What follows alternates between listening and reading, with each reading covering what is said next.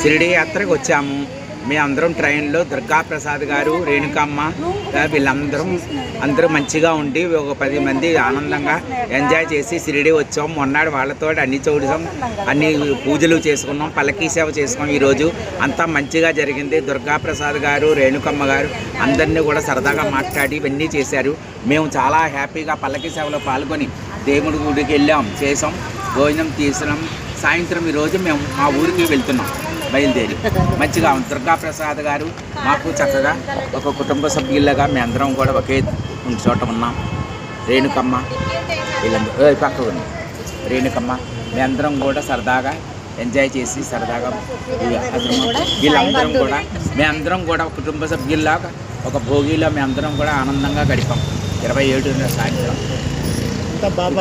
బాబా గారి కృప దయవల్ల నాకు ఇందులో డ్రా వచ్చింది. ఆ డ్రాలో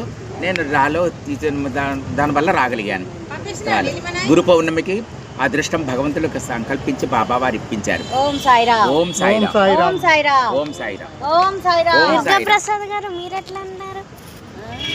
ఫీల్ అయ్యారు? చాలా బాగా దర్శనం జరిగింది. ఈ షిరిడీకి నేను ఈసారి రావడం 15వ సంవత్సరం. బాబా దేవత అంతా బాగానే జరిగింది. మీరండి? ఇంకా నేను మళ్ళీ చెప్తాను.